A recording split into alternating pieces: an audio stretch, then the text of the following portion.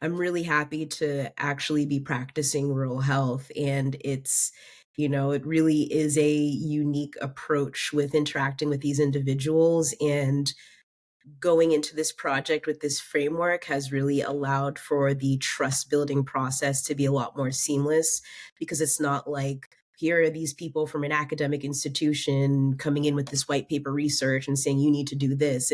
We are literally going in there and saying, I say this all the time, and one day this joke is going to be dry and no one's going to laugh or chuckle, but it's like, we'll go in to talk to people and we'll say, how do you pronounce this area? And we say it and we ask people and they chuckle and they're actually like, thank you for saying that, because that's a clear indication of how we can tell you're not from here, is because you called it this place when it actually is called this. And it's, again, that strength-based approach. We're relying on community members who are the content experts to direct the future directions of the project. Hey friends, welcome to Public Health Careers. I'm Amari Richens, founder of the Public Health Millennial and a host of Public Health Careers. Join us as we dive deep into public health topics and career journeys. You'll hear diverse career stories, absorb professional development and career strategies to help you learn, navigate, and transform your public health journey. On today's episode, we have Dr. Tanya Jules. Tanya is a community outreach coordinator at the Institute for Health Logistics and Analytics, as well as a public health consultant. She is a public health practitioner and community engagement strategist rooted in a strength-based approach and honoring human experiences. She emphasizes community-based research to promote health policy change and sustainable community-driven solutions. She conferred a Bachelor of Science in Public Health at the University of Massachusetts Amherst, a Master of Public Health at Mercer University with a focus on rural health, then a Doctor of Public Health in Community Health Behavior and Education with a rural health focus at Georgia Southern University. In today's episode, you'll hear and learn more about the importance of rural public health, why having a strengths-based strategies are important, why human-centered philosophy is essential in the work that she does, why bridging theory and practice is essential in public health work, how interdisciplinary approaches enhance public health initiatives, why comprehensive sex education is crucial for youth health, and she emphasizes the importance of mindfulness and pause moments in our life, and much, much more. Be sure to hit that subscribe button and share this with someone that will enjoy it. Enjoy today's episode. Hi, everyone. This is Dr. Tanya Jules. I'm a human-centered public health practitioner, and you are listening to Public Health Careers. Dr. Tanya Jules, welcome to the show. Super excited to hear more about your journey and your expertise. Thank you. Thank you. Yeah, so jumping into things, how do you identify and tell us a little about your personal background? Yes. So I am a second generation Haitian American. My parents immigrated here in the 80s to Boston, or a little north of Boston. So definitely am the child of immigrants. And, as they say, l'école, l'église, la caille. So it was all about school, going to church, and going straight home. So education has always been super big with my family and I. After Boston for a bit, I moved to Atlanta to get my master's. And then when I was there, I moved back to Boston. Now I'm in the Savannah, Georgia area. I moved down here to pursue my doctorate degree at Georgia Southern. And while I was down here, I kind of moved down here during the height of the pandemic. So I really dove deep into mindfulness practices. And to me, that looked like leaning into the pause moments of life and allowing those pause moments to kind of dictate what my next steps would be. So yoga, journaling, meditation, those are a few things that really keep me grounded. I have a lab pit mixed. His name is Sir Benjamin the Wild. I have a cat named Carson the Relentless. I have an amazing husband who has been pushing me to be better and do better, such as, chatting with you today, and a phenomenal bonus daughter. We really love going to the beach. Savannah is a beach city. We're about 2 hours north of Florida and about 45 minutes south of South Carolina. So there's tons of beaches, super beautiful. And we really love finding little historic gems in our little travels. Well, I love that overview. And before I get into understanding more about the creative names of your pets, I would love to understand more about the pause moments that you shared about. Like, how do you get into that? Like, what does that mean specifically? Yeah. So on my LinkedIn and post dissertation, I really started diving deep into creating space for humans to be humans. I really think the height of the pandemic for me really caused me to just appreciate where I am and where I'm currently at and things that are coming from where I am. Um, Moving down to Savannah at the height of the pandemic from Boston, Boston had tons of restrictions and people were abiding by COVID guidelines and health and safety procedures. I go to Savannah and there's not one mask. And I really had to step into, well, some people were wearing masks, but it wasn't the norm. There weren't really state mandated health and safety procedures for an extended period of time. So I found myself going to the beach or in a lot of outdoorsy spaces where there's so many untouched pieces of nature that I was really able to not only obviously listen to nature and all that stuff, but sitting there and journaling and really kind of listening to my inner thoughts and goals and objectives to kind of dictate what's next. I normally am a go, go, go, a super planner. My husband always says you have reasons and your reasons have reasons, and then your reasons have reasons for those reasons. And I don't know how not to operate on that level, but I've really been stepping into that phase of I can only be successful if I'm listening to those pause moments. So that's a high priority for me. Love that, and thank you for sharing. And now more to the into the more important things. So you have Sir Benjamin the Wild and Carson the Relentless. Where did your creative names for the animals come from? Yes, I rescued Benjamin from the Humane Society of Savannah, and that was his name, but he has no chill. He doesn't know how to relax. He has several names, Andre Benjamin the Third, all these things, various variations of Benjamin. Um, but Benjamin the Wild just came to be because he has a very sweet face, but if you rile him up, you give that man an inch, he'll take a mile. And then Carson the Relentless. I have never had or met a cat that is a cat to the T. And he is just very much a dictator, very much my way or the highway. He even has that mischievous look and is very unyielding in his power in the household. So we love unique names around here. I love it too. Well, thanks for humoring me there. And as people learn, some of your work emphasizes sustainable, community driven solutions. Can you share an example of a project where community input significantly shaped the outcome? Yeah, definitely. So I'm currently working for the Institute for Health Logistics and Analytics. That's based out of Georgia Southern University. And the project is called the Community Health Resource Project. So long names, but we call it CHIRP for short. And it looks at understanding rural health and populations in Southeast Georgia. We look at highlighting health assets in these regions, and we create asset maps, interactive asset maps, as well as a comprehensive report. We have currently wrapped up with, I think, 6 counties. We're in our 9th county. This is our final week of outreach for these next 3. And then by the end of 2025, we'll be in hopefully 18 counties. This project really showed us that, understanding communities as they are and how they are and leveraging that, a strength-based approach, which is really stepping into what's already available, what people are utilizing in order to be successful, how people are achieving their overall health and well-being. This project really showed us that even if we have one standard procedure of doing things, it is not a copy and paste. We're dealing with different counties that range from population sizes of 8,000 to, I think right now our highest population is about 44,000. And each of these counties have their own unique flavor, their own culture. They have set ideologies that kind of push these individuals forward, which tends to supplement our traditional understanding of what it means to achieve and reach optimal health. In rural health, you have inequities such as lack of transportation or distance to our traditional healthcare institutions, or even, the infrastructure looks a lot different.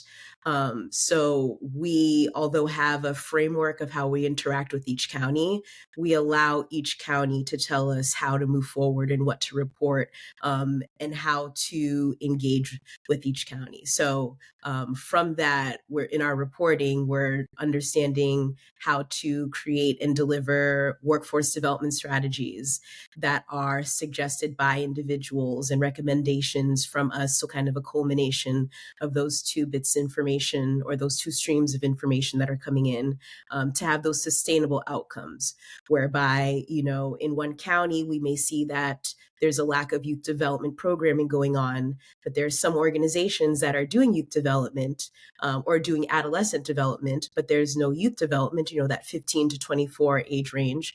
So workforce development strategies look like partnering with these organizations, but focusing on these specific health disparities and health outcomes that are prominent in those areas, so that not only are you educating the population on what's prevalent there, but you're also kind of planting the seeds in these young people on kind of caring about their community a little bit more, and hopefully maybe staying there. Oftentimes in rural counties, you have people who leave and never come back. So the other hope is that with this reporting, we're painting a picture and telling the story based off of the information that we're receiving from individuals of how cool and unique these places are and why they're such a gem and why people should stay there or move there.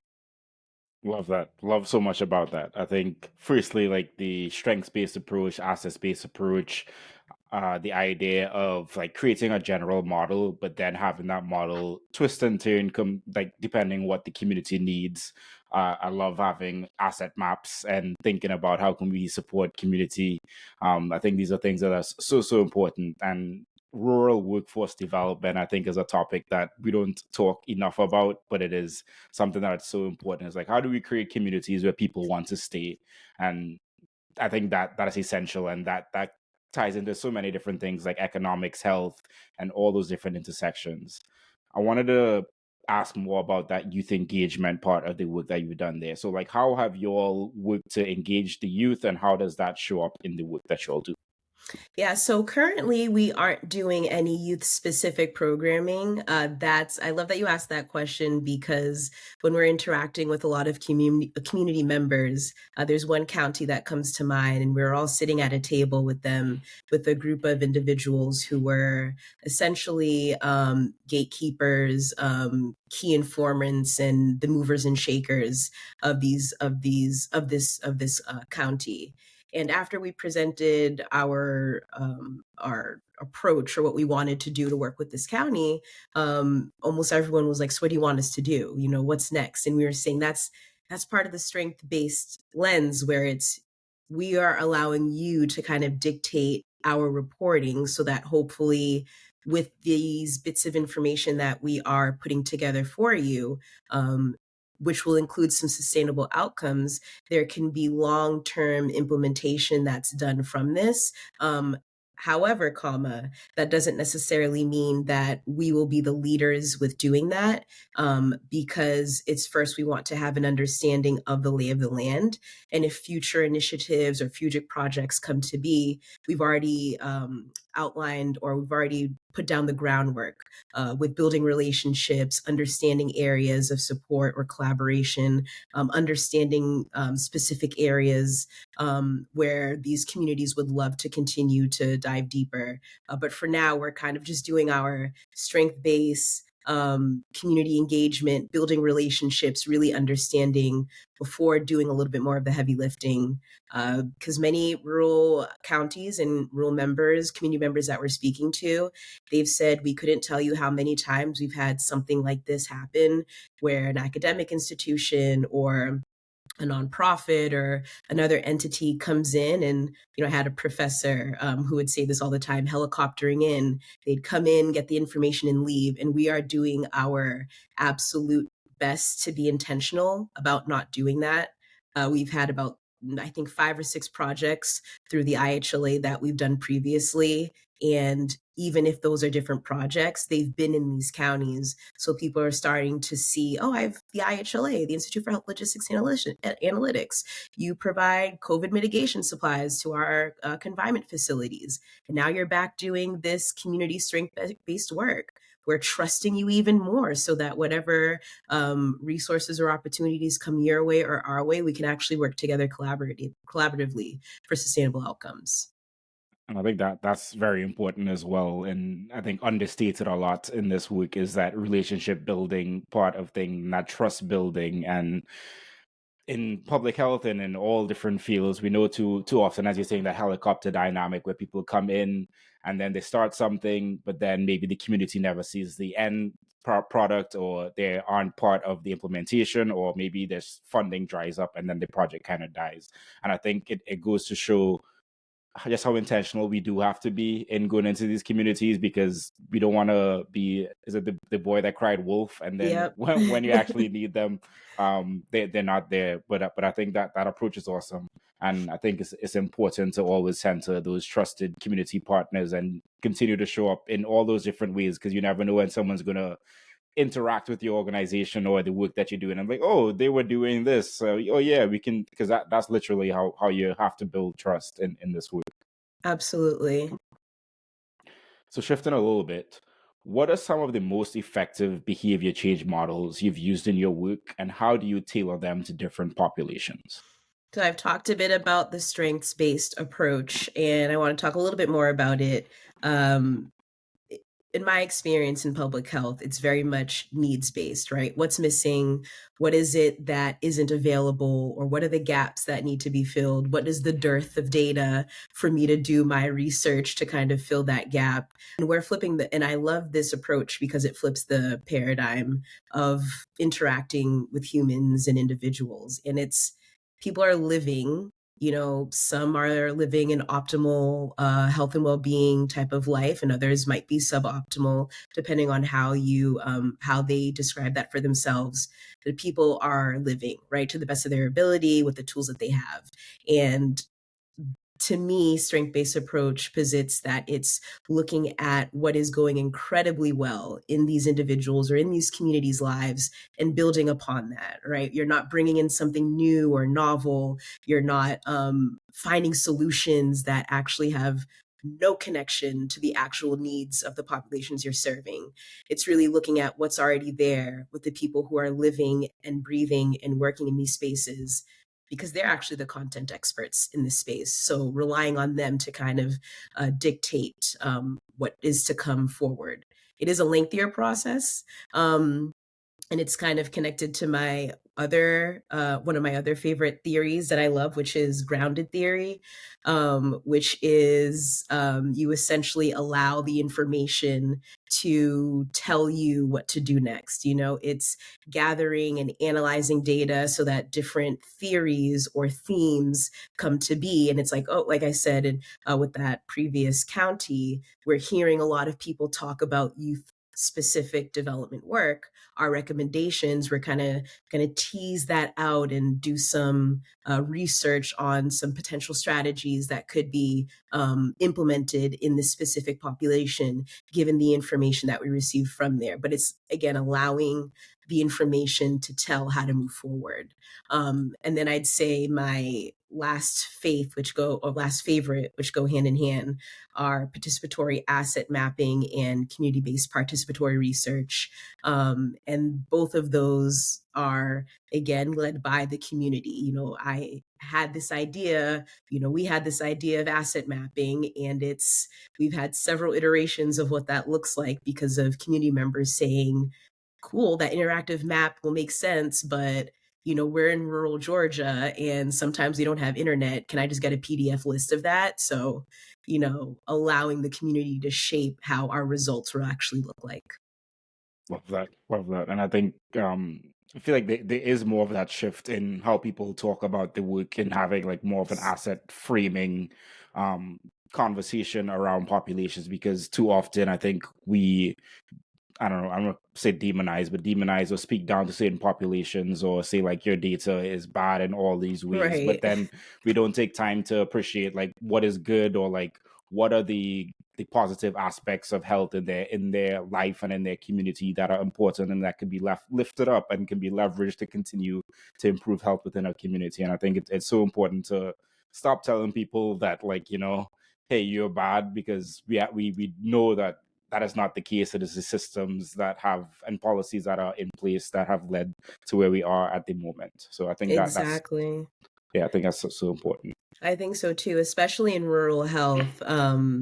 I've always, I'm really happy to actually be practicing rural health, and it's, it really is a unique approach with interacting with these individuals, and going into this project with this framework has really allowed for the trust building process to be a lot more seamless, because it's not like, here are these people from an academic institution coming in with this white paper research and saying you need to do this. It's, we are literally going in there and saying, I say this all the time, and one day this joke is going to be dry and no one's going to laugh or chuckle, but it's like, we'll go in to talk to people and we'll say, how do you pronounce this area? And we say it and we ask people and they chuckle and they're actually like, thank you for saying that, because that's a clear indication of how we can tell you're not from here, is because you called it this place when it actually is called this. And it's, again, that strength-based approach. We're relying on community members who are the content experts to direct our future,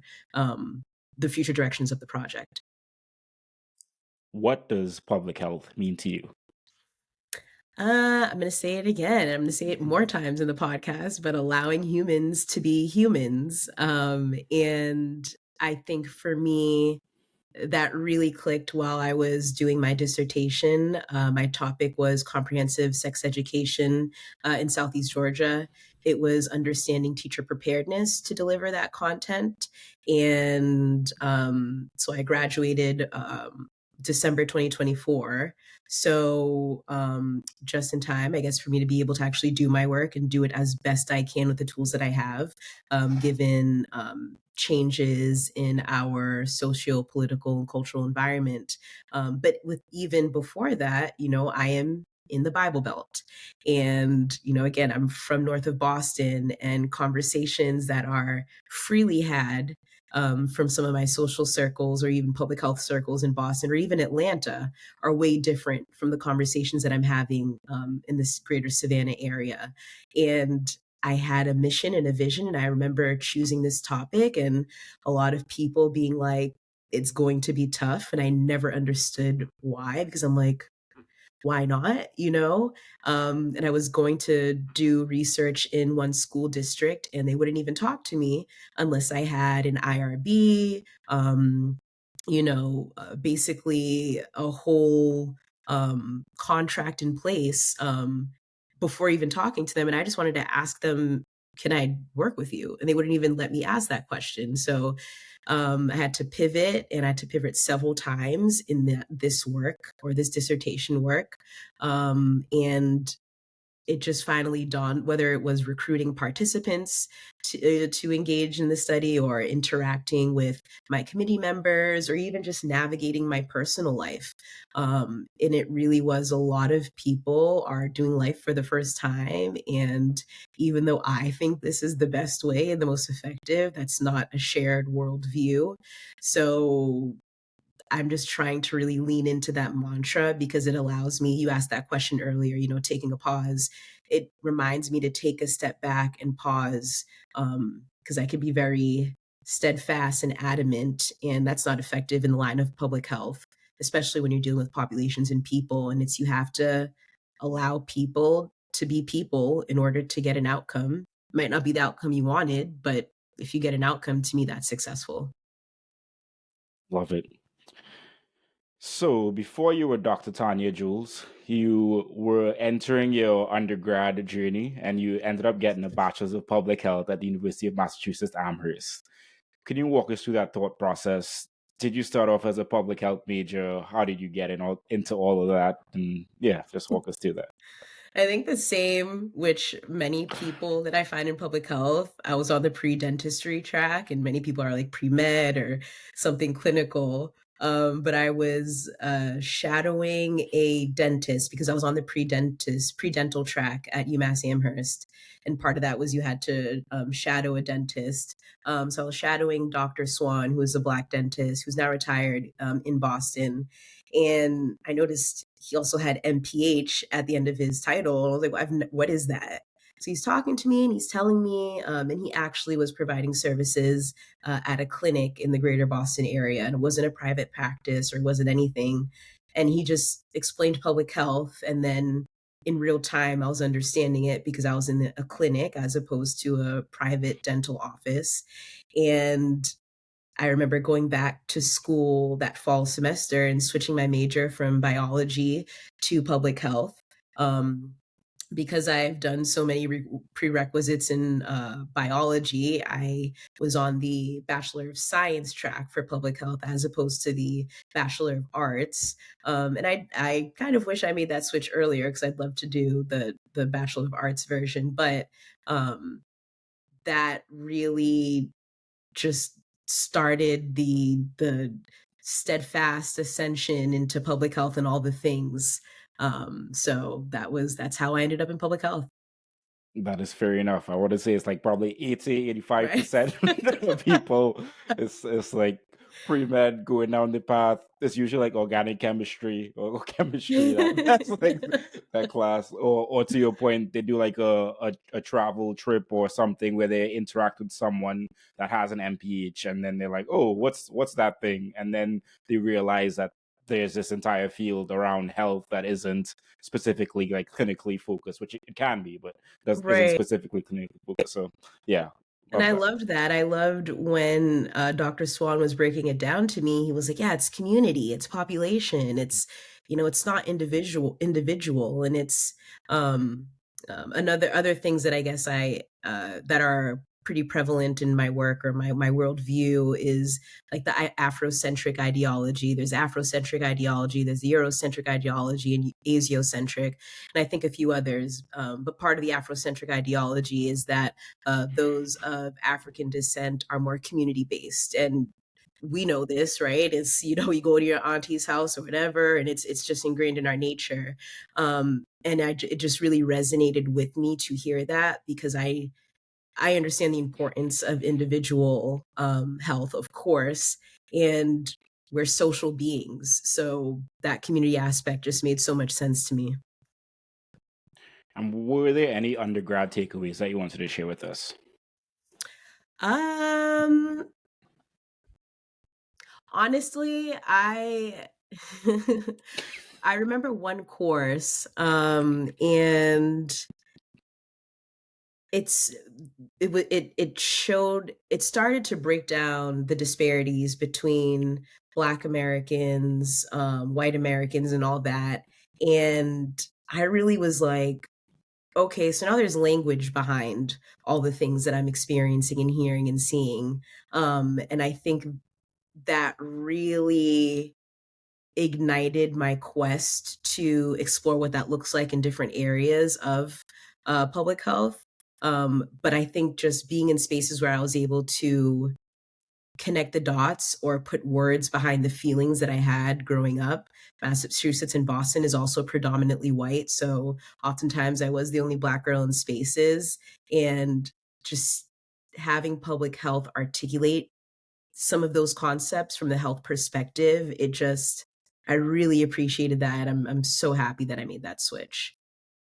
That's very, very real because I feel like we do realize that there are these, well, we know it now as disparities and equities in life, but you can see that like there are differences in how people live and stuff like that. And it really wasn't clear to me until I got into my master's program just how like society and how we have built society has like created these types of issues within certain populations and in certain ways, which I think is fascinating, but also gives us, I think, a perspective and tools to kind of move forward at that community level and improve that population health. Right. And after you graduated from your undergrad, you worked at Roxbury Youth Programs, firstly as an educational program director and then as a director. Tell us about that first position after graduating. Yeah, that was actually my first full-time role after graduating. And first, I was the education program coordinator. And I remember creating programming that was specific to health and health outcomes, particularly around youth.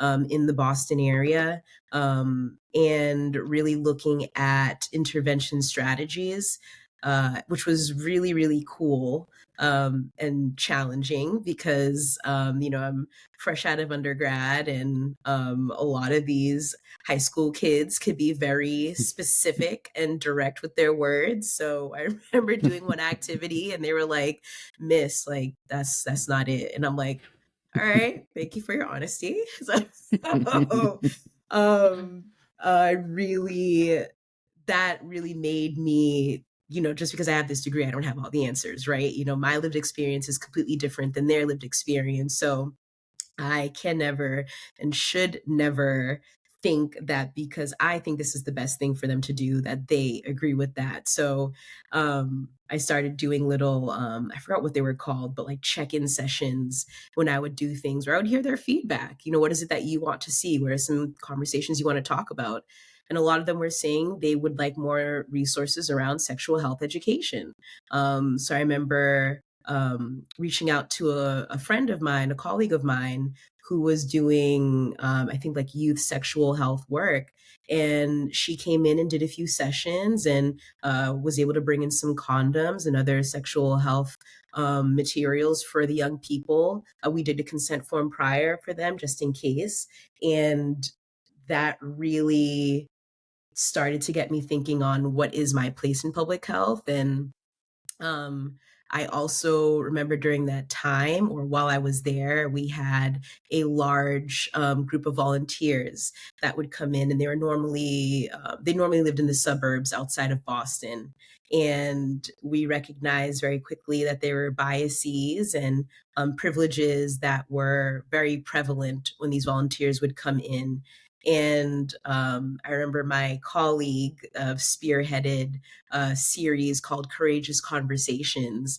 And I just remember learning from learning from her just aura while she was leading these trainings, or how she communicated with individuals in this space. And it was hard to have these conversations with individuals because they're doing good. They're volunteering, they're doing, homework prep, they're doing tutoring, they're even doing specific programming if they had little areas of interest where they would, I think one of them loved photography, so they do those things. But I just remember there was one volunteer in particular who, and this is what kind of sparked this, came up to me and was like, and this was normally for high school. One of the high school students had a younger sibling, and we allowed this younger sibling to come who's in seventh grade. And the seventh grader didn't have any homework to do. And the volunteer came up to me and was like, he should be so honored that I'm here to support him. And we were like, all right, well, we're going to have to reframe that and really address that and peel back the layers, because this is a youth program. This is for youth. So anyone who works here or is volunteering or participates here needs to have an understanding that anything done, we're kind of under the direction of what the youth need. It should never be self-fulfilling. So I think that was my first exposure to like equitable practices in the workplace, and really upholding and maintaining that, not only for the safety of employees who are showing up with their different lived experiences, but also for individuals that we're providing services for, right? We're serving individuals, and we need to make sure that the people we're serving feel safe and happy and welcome. So to be exposed to that kind of out of college was another like unveiling or pulling the wool over my eyes, or whatever the phrase is. And it was just eye opening that, again, that there's so many complexities in the field of public health. And like, I just started loving it more and more and more and more. And I'm really thankful for that role. And I think that organization's still around today. But they do and have done a lot of good work. And I think they really are intentional about making sure that they do the right thing. I love that that you're able to get that experience and I guess be able to handle maybe a little bit of conflict, or like just understanding how like we speak with people that we're working with, and how we really have to show up in a certain way, which I think is very important as well. And after this role, you decided to pursue a Master of Public Health in Rural Health at Mercer University. So, what was the thought process behind getting the Masters of Public Health and the concentration or the focus in rural health? Yeah, I want to say it was maybe that experience that I just talked about where it really dawned on me how the depth and breadth of public health, and I just wanted to learn more.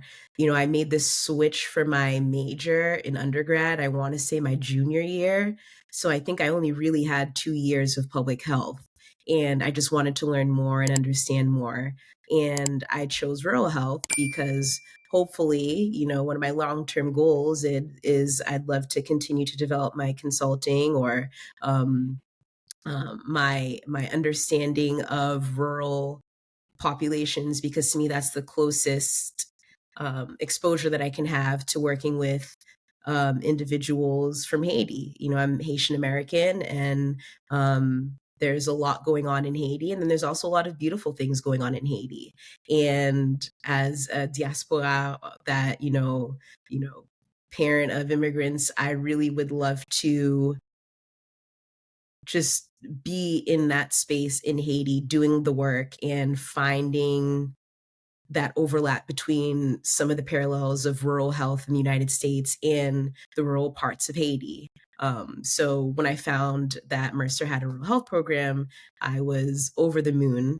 Um, and I did a few internships down there. One of them was at Anise Incorporated, which was an HIV and AIDS organization that provided services for those who were impacted by HIV and AIDS. And then the other was at the Education Development Center, which is in Massachusetts. And I was doing some program evaluation. And while I was at Anise, that's where I really started to do the community engagement piece of public health, um, in a in I think the true community engagement way, where you're going to the community as opposed to the community coming to you. So that was a learning curve, but it was absolutely amazing because I just felt like every day I was learning. Um, and I did a bit of grant writing then, and I found out that, like, I don't like grant writing. Like, cool, I get the importance of it, but I would just rather not. And then while I was at the Education Development Center, I was able to do some program evaluation. And I think that really, again, the depth and breadth of public health, things just started connecting. And interestingly enough, Anise, I'm pretty sure their tagline, which is why I say this so often, was connecting the dots. Like that's kind of their slogan. So I feel like in my master's program, the dots really started connecting where it's like, I love program and project management because I did a bit of that in Boston at the Roxbury Youth Programs. But I love this evaluation piece where it's not only am I holding the program or project accountable with achieving goals and objectives that are set, whether it's before, during, or after, but I'm also holding myself and staff accountable for um, providing the best that we possibly can for the populations that we're serving. And I really appreciated that program evaluation exposure while I was at the Education Development Center, because it was, although it could be very tedious and the complete opposite of that community engagement piece, it really went hand in hand, and that's something that I think I still practice to this day, where I hold community engagement practices very highly, and I also hold evaluation very highly because the world of evaluation is so large. There's so many ways to evaluate, there's so many ways to implement it, and so many ways to make it make sense for the work that's being done. And I think that's where those two interests started to marry. Well, it's awesome that you were able to, I guess, come out of your undergrad, say, okay, let me. Well, first you got some experience working, and then you were like, okay, let me go back and get some more understanding of public health concepts. Also, like the thought process of, okay, I want to figure out ways that I can also get some knowledge and, I guess, skill sets and tools to do this work in Haiti in a rural setting or different type of rural setting, and seeing how that translates. And I look forward to seeing how that shows up in your career now and into the future. So I will be on the lookout for that. But I think it's so important for us to develop those skills. And as you're saying, like you're doing the program planning work at first, then you're able to get introduced to some of the evaluation work, and you just seen like how you're building your skill sets and the tools that you're able to use to become an effective public health professional, which I think is ideally what everyone should be trying to do, and trying to like build and understand where they kind of fit in and what parts of public health really resonate with them. Yeah, thank you. I appreciate that. You're most welcome. And maybe at this point during your MPH program, were you thinking about a doctoral program, or was that something that wasn't on your mind? Interestingly enough, I am one of those people that loves education. I am a forever learner. My friends joke, they're like, there is no other degree, so what are you gonna do? Like, I mean, I don't know, we'll see. But a mentor that I met during that program, Dr. Pavao, he teaches out of Georgia State, and another mentor who is um, a part, or three of my professors in my Mercer program heavily encouraged me to do so, and were trying to get me to different schools. And the schools that they were proposing, I did not want to do. I think one was in Tennessee and one was in Texas, I believe. And I was like, I know not one person in Tennessee or Texas, and that's just too much for me. These programs are great. So I put it off at that time. But to your point, I think I intentionally did the schoolwork type thing, because I loved being able to practice because right, school is, research and da da da, and then practice is that real life type stuff. And I loved being able to apply what I learned, and then learning that sometimes what I learned is not effective, because there is many and are many ways to do things. So I really appreciated being able to learn very quickly that you got to pivot in public health, and you got to know how to pivot and be welcome to the pivot. And like, look, reflecting on your journey of like school work, is that a path that you'd recommend to people that come in and ask you? 100%. I think,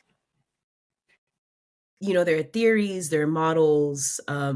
In the classroom, there's, you know, oftentimes one perspective, from a professor based off of their experience. And sometimes they choose certain books or resources based off of what they learned.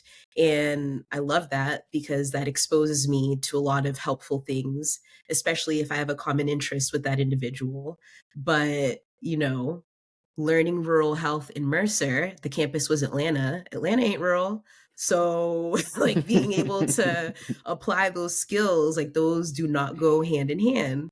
And I think I was really able to understand, I was able to understand the connection between theory and practice, because I did that school thing. And I wasn't so hyper fixated on, well, the literature says this, so I need to do it that way. We all know in public health, if you have that mindset, you might want to try something different. You know what I mean? So I think I'm thankful for that journey, because I'm not as rigid. It might sound like it, because I'm saying humans first and strength based. It took me some time to get here, but part of that was the journey. Understood. And after your MPH, you had a role as a program manager at Boston Public Health Commission. Tell us about the work that you did there. Yeah, I was the Violence Intervention and Prevention Initiative, and I led a youth development program, and I assisted with basically communities of practice with the larger entity of the Intervention and Prevention Initiative, where we basically had learning sessions and professional development sessions for our stakeholders. And it was cool to work with the adults who were doing work in capacity building and technical assistance.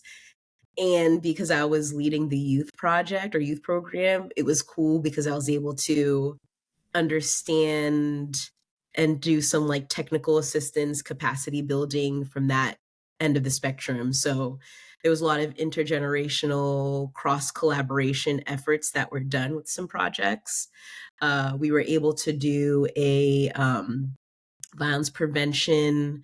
We received funding to do a violence prevention initiative, and we did like a stop gun violence campaign. And it was really cool because the young people were on the news, and they were, they created the whole structure and the invitee list, and really coordinated those efforts to really address gun violence in Boston.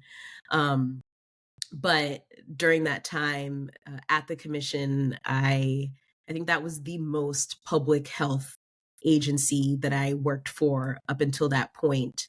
And I think that's when again, the depth and breadth of public health, there were the epidemiologists that were working there and the environmentalists. And, you've had those who are in infectious disease. There was like the infectious disease bureau. So there were just so many sectors. And I was in the, more of, I want to say it was I can't remember what it was called, but more focused on children, adolescent, and families.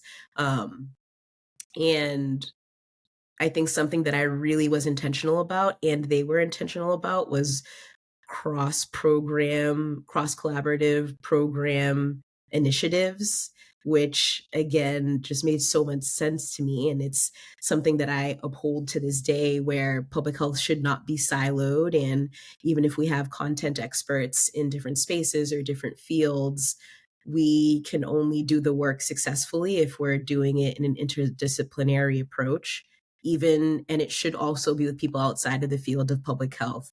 So I really appreciated that work experience and really getting to understand people who worked there who didn't even have a background in public health. And I thought that was incredibly cool. And you decided to, I guess, bite the peach and get your doctor of public health in, yes, you can laugh, in community health, behavior, and education, rural health at Georgia Southern University. You alluded earlier that while you were in your MPH program, you had mentors that were trying to connect you with different programs. How did you end up at Georgia Southern University? What was that thought process for you? Yeah, would love to know. Yeah, and I'm going to use that bite the peach thing. I like that. The Georgia Southern program for public health is it's not technically called rural. I think it's called medically underserved. But my program is community health, behavior, and education, and their overarching area of focus is rural health. So again, I found another rural program and decided to go back down. And this place was a lot more rural. I originally lived outside of the campus, and I just remember my drive to the campus when I first moved here. Again, height of the pandemic, I'm leaving Boston, I moved down here, and like I'm driving and I'm seeing Confederate flags, and I'm seeing farmland, and I'm seeing cotton farms, and I'm like, all right, this is the South. It is the South. But my experience in the program was amazing, and I was able to connect with a lot of very cool individuals who have very cool areas of expertise. But this program was literally hands-on rural health. And again, I was really able to remind myself that humans are going to be humans, and rural humans are still have their own ideologies and cultural beliefs. And if initiatives are to be implemented, my area of research, comprehensive sex education, there are people who find it important, and I just had to find people who also believed that it was going to be important. And rural health taught me the long game. And sometimes you got to just, plant the seeds and circle back around. And maybe that fifth time around, it might be effective. But again, just a different approach of delivering the same type of concepts. But definitely moving down here was culture shock on many, many different levels. I can imagine so. And I guess in relation to your dissertation work, you said was around comprehensive sex education in Georgia, teacher preparedness, I believe it was, which I'd imagine very different from the atmosphere climate that is in the Northeast, coming down to the Southeast. So, like, maybe first, how did you? I'm trying to think about how to frame this question. Like, did you go into coming into the South like knowing like this is what you're going to do? Did you like anticipate it being as challenging as it was going to be? Walk us through like some of those things. Great questions. One thing about me, my dad always says, he always calls me Togo and it's bull in French and Haitian Creole. And one thing about me is it's like I enjoy the challenge. And I'm just sitting here seeing the health statistics in the state of Georgia, particularly the health statistics for youth and adolescents. And I'm like, solution is sex education. Like, let's do it. And then I'm reading more. And in the state of Georgia, and I don't know if there's been changes since my research has been done, but as of November last year, I think, because that's the last time I double checked, there are, if you're delivering sex education in the state of Georgia, it does not need to be comprehensive, which means it does not need to be medically accurate. It does not need to include language around intersectionality or sexuality. It can be biased if you want it to be biased. It can include religion if you want. There is a focus on abstinence only, and there are no preparation standards for teachers. So if teachers want to get a college degree in health and physical education, they might get some classes that might educate them on the contents of comprehensive sex education. And there are a lot more constructs of comprehensive sex education. It's not an inclusive list. And they could do that, and maybe they might do some one-off trainings, but they're basically left to their own devices on how to actually support and deliver this content to students. A population that is going through all the changes in the world. Their prefrontal cortex is not developed, so a lot of quick decision making and sensation seeking behaviors is a big thing.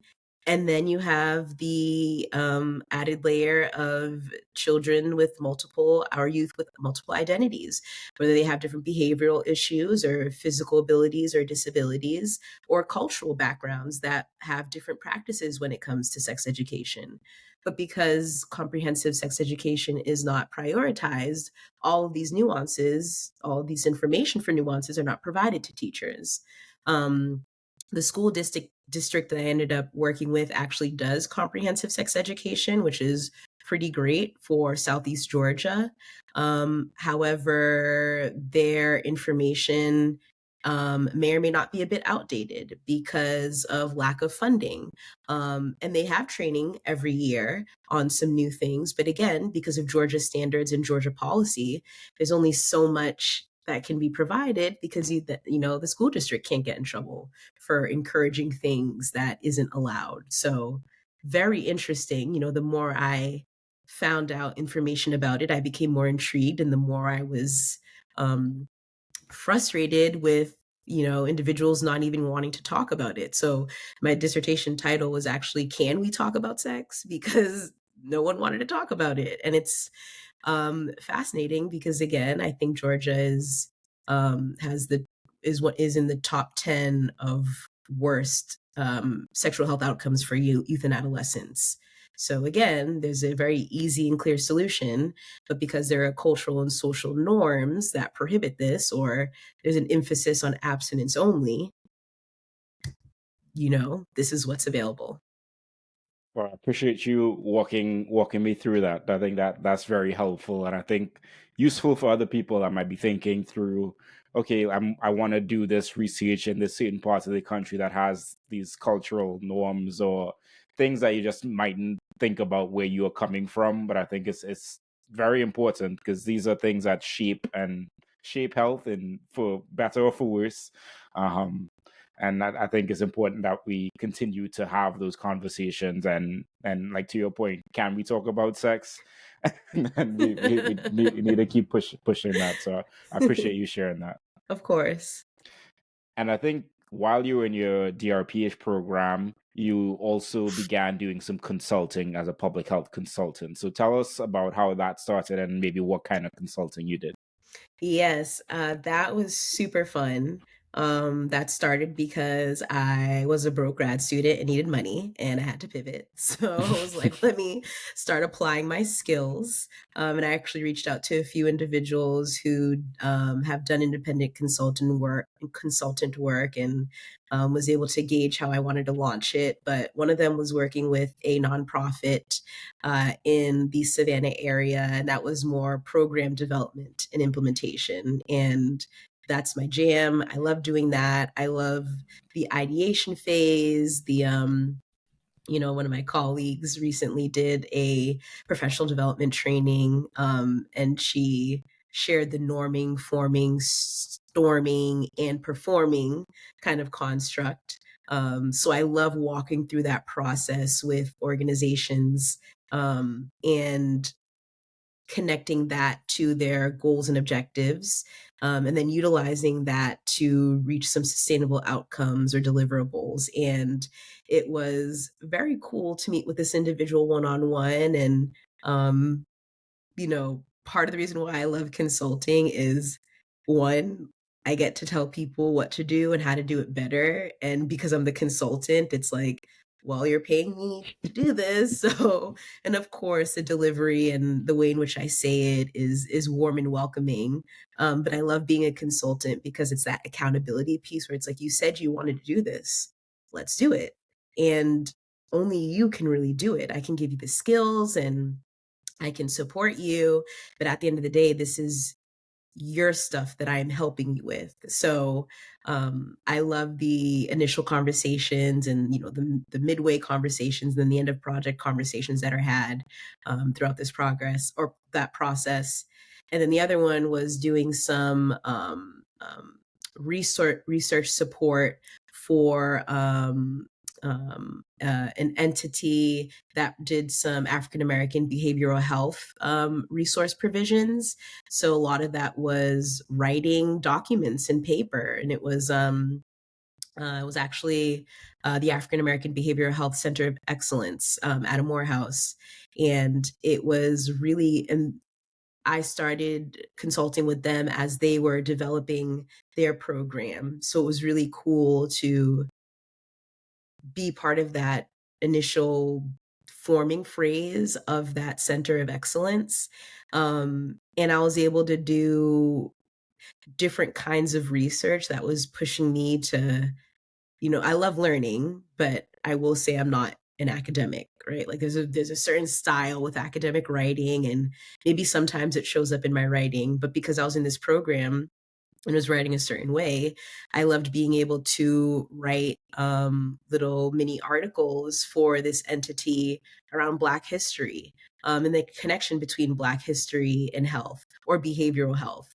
And it exposed me to behavioral health and that the umbrella of behavioral health and what all falls under it, and the inequities that are prevalent amongst the Black population in behavioral health service provisions, and treatment and recovery and all that. So two very different entities and two different processes.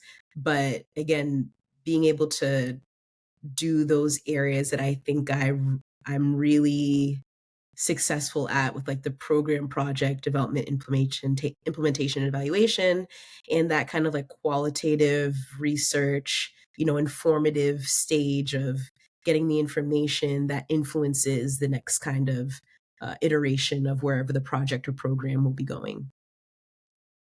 Well, I appreciate you sharing that, and it makes sense that you're able to get your hands, I guess, a little bit dirty in doing that work and supporting a lot of that work to also support yourself, which I think is also important.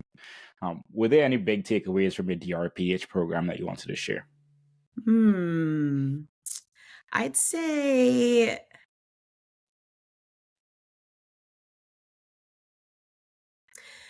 yeah, honestly, if anyone is pursuing their doctoral degree, or they are in that, or they're planning to, I'd say be very intentional with what you want to research and how you want to research it.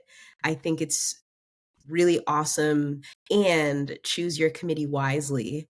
I'd say it's really awesome when you have a supportive committee that pushes you to be better and do better, and acknowledges your wants and needs with whatever outcomes you want from that program. And I think I'm really fortunate to have had a really cool group of people on my committee. And I think with a lot of that success was because of who I selected and, a lot of my efforts to get the things done the way I wanted it to get done. Um, and another piece of advice that somebody told me, which was your dissertation will not save the world. Because my first topic was so complex, so nuanced. It was like the intersectionality of youth, particularly Black youth in Georgia, and like something. I'm like, it was too, and it was cool. I would love to do it, and I might do it eventually. But I'd be in this program for like 20 years if I chose that because of just all the things. And I remember someone saying to me, like, don't solve the world. Like, find one thing and do it. And that's it. If you want to publish it after, maybe write your manuscript so that it reads like something to be published, but like just get what you need to do, just do what you need to do and get it done. So definitely being able to understand what it is you want to get out of that program and just remembering that throughout your journey. Definitely a sentiment I've heard before from other people completing doctoral programs. So I appreciate that. Mm-hmm. And Tanya, currently you're community outreach coordinator at the Institute for Health Logistics and Analytics. I know we spoke a little bit about what you did earlier, but can you tell us broadly what do you do in your role? I do. I will. So I'm a community outreach coordinator. I lead the Community Health Resource Project, which is a 2-year project that is looking at working with rural counties across the state of Georgia. And we use a strength-based approach, which is that we are highlighting a lot of the cool things that are being done in these areas and placing them on a map. And we utilize a One Health framework, which I think is one of the very cool things in public health, which looks at animal, plant, human, environment, and how these 4 different entities are interconnected. You can't, as a human, be healthy when you have companion animals, and not care for their health or the environment around you, and having a firm understanding on how that impacts you and how you show up, and, vice versa for all those different areas. And with this project, we utilize different One Health categories to map the resources that we're highlighting. And they're not just a local health clinic. Are there veterinary services in the area? Are there environmental services? Are there plant and animal services in the area that people utilize in order to be healthy? We found in one county previously or currently that there is one large, and again, we're talking rural Georgia. So it's not causation or correlation or either, but oftentimes in rural areas, you have a lot more land, a lot more farm, a lot more agriculture. And in this one county, um, within I can't really think what the mile radius would be, but if you're traveling maybe 3 hours north and south in an area in Georgia, there is only, I want to say, one large animal vet, and the amount of farms that we have come across in this project that honestly blew my mind that there's also a shortage of large animal vets. Which goes hand in hand with the shortage of mental health providers in rural areas and clinicians for humans. So, another cool thing about this project is although we are highlighting these One Health assets, we're also seeing how these members of the communities are supplementing the lack of resources with other resources that are available. You know, there might be a local church that does food banks, or there might be a recovery center that also has a bathhouse. It's just something that we just were able to find, a bathhouse for those who are unhoused, where they can go there and seek shelter. And it's a little bit of a warming shelter as well. And it's, you know, because there aren't traditional healthcare services provided, there's a lot of these unique entities that supplement these One Health resources, or the need for these One Health resources in these areas. So a lot of it is centered around One Health, and it's really cool to practice this in real time and speak to individuals who are doing One Health. And it's, you know, especially like those in the ag space and the agricultural space, and those who are have farmer or have farmland, and we're like, yeah, like you're practicing One Health, you're doing it. And they're like, I just thought I was farming. You know, it's really cool to have these conversations with individuals. Yeah, that is awesome. And I feel like that One Health concept gets left out too much of public health broader conversations, but it is public health in so many ways, and we can't live without the environment and the animals, and we can't not think about them as well. Like if we think about this bird flu right now and Right, how that impacts us as humans, or the potential impact there, I think it's so important. So I right. appreciate you sharing that. Of course. What do you like most about your work, and what's most challenging? I really I love this project a lot. I love the fact that we are able to interact with humans, and a lot of this work is reporting, so we are behind the computer and doing the things, but we are able to actually go into these communities and work with these individuals and tell their story in a way that can hopefully have some sustainable outcomes. I love that. I love that it gets me thinking on a more macro level, especially when we're thinking through these workforce development strategies. You know, some of them are very specific to the county because, again, each county has their own flavor, if you will. But then a lot of it could be applied to rural America as a whole. And, you know, rural America, you know, especially now, they have different nuances and different ideologies. And I think this provides a level of understanding in rural America that public health needs to be more prevalent in. You know, One Health needs to be more prevalent in. So I love being a part of that and a part of that conversation. Um, and on the other side, what's challenging about that is it's rural America. So oftentimes it is just a different approach, the different strategies and different conversations, different ideologies and different beliefs. You know, we've had conversations where it's, are we putting this organization on the map? And I oftentimes have to say, um, did the community members say that this is a resource that they utilize, right? And some of these entities might have different um, personal beliefs or different ideologies that are upheld, whether they're forward facing or not. And at the end of the day, even with that, a lot of community members utilize it and sing their praises. So it's very challenging to have to be the decision maker in that moment.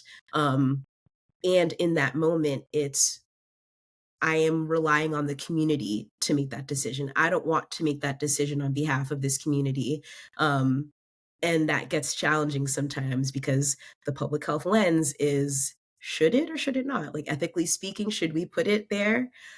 So it's a very interesting project, especially because we are really relying on community members to be the content expert and telling the story.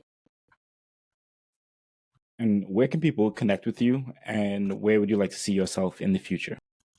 Let's see, you can connect with me on LinkedIn, Tanya Jules, DrPH, whoop, whoop, MPH. My email is thepublichealthlens@gmail.com or drtanyajules.com. And in the future, I would love to be in places where I'm working with humans for sustainable outcomes for their overall optimal health and well-being. Of that. And moving you on, I guess before we get to the Furious Five, I have this new section. I guess it's not as new as it used to be, but past week guest question. So a question that a guest from a previous episode put out for you or another guest. So the question today is, what's one challenge you faced in your public health career, and what lessons did you learn from overcoming it? Finding my space in the field. It really did take me a while to get to where I am today. And it's not the degree that made me feel confident, and it's not, the role that I have currently, but it's more of the feeling of um, understanding that what I bring to the table is a culmination of my past experiences. And I remember walking into this space of public health. Everybody had their area of expertise and, you know, content expert, da da da is content expert. I'm like, oh, how do I become a content expert? And it's like, I just call myself a content expert. I'm a content expert, like nobody, this.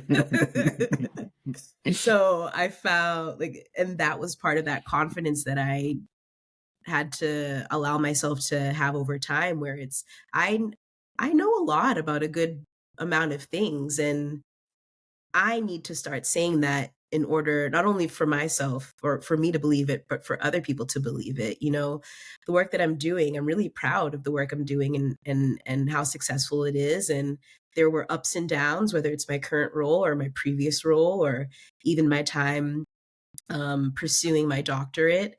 But um, a lot of that was because of my worldview and my ideologies and my lived experiences. And I'm really confident in that. And that expertise is what I think brought me to be confident in saying that I'm a content expert in X, Y, and Z. And I think working with local and federal entities or community-based organizations or in the space of academia or different populations, there's so many cultural identities and nuances. And um, even though I'm the expert of my knowledge in my sphere and my space, each person has their own lived experiences, and these experiences are what comes to the table. And I just love being in spaces where that interdisciplinary approach is prioritized, um, and just hearing people know what to do and what to do very well, and just working with people in those spaces. So it's been challenging to confidently say that. But once I started saying it, it's like, yeah, I'm a content expert. You can't tell me nothing, and it's been really, really cool to interact with other individuals who have that. I feel like in public health, there's a lot of confident people. And not that you have to be confident or the loudest in the room, but because it's so population focused, um, there's a lot of gray area. And it wasn't until I was comfortable with the gray area that I found success in my work. Appreciate you sharing that. Moving on to the Furious Five, 5 questions I ask all guests. Number one, what advice would you give to a student trying to pursue a career in public health? I'd say take your time in understanding how connected this field is. Public health is incredibly broad, not only because of the different disciplines, but because of the application of the different disciplines in different sectors. I love bringing my expertise or my perspective to the fields of education, to tech and engineering. And I think those conversations are my favorite because oftentimes we're saying the same thing in different fonts. with when I'm talking to people in these different fields, and it's really interesting to provide or to approach conversations or try to reach solutions with two different ends, and then reaching the same goal. So definitely taking your time to understand how broad it could be. Because I think if you have that foundation or that knowledge sooner rather than later, your kind of funneling of where you lie will make more sense. Number two, if you're talking to someone wanting to get into your position, what advice would you give them? I'm gonna say it again, creating space for humans to be humans. With my past experience, as a public health practitioner, a project lead, a qualitative researcher, a community health storyteller, program evaluation, whatever, youth development advocate, I'd say it is imperative that you allow people and humans and those who you're working with, whether it's populations you're serving or colleagues or whatever, various stakeholders, just holding space for people to show up the way that they can show up. And I think once you have that understanding of people's ability to do the things, you can then tailor um, your next steps to meet the levels of interest and capacity in the room, as opposed to just setting, your ideology and your goals and your expectations on individuals. Number three, what's something you are working on improving in your life right now? I'm actually working on budgeting. For me, my experience in public health, nonprofit, or other organizations that I've worked with, there's always been someone that's, you know, finance budget person. And, my connection with a budget has been more on the oversight or budget justifications and all that stuff. And I'm just learning more and more that budgeting is a beast, and there's so many nuances. I work with there are two colleagues at my place of work who are budgeting wizards, and I have a monthly meeting with them, and the way their mind thinks, I'm just like, I am in awe. And I definitely want to just understand that a little bit more. I think in my brain, I learned one way to do it, and I'm learning, as with everything, and I don't know why I didn't think this, but there's so many ways to create a budget. There's so many ways to develop forecasts and all these things, or even tell a story with the budget that you have. And I'm just like, I'm, I'm working on strengthening that muscle.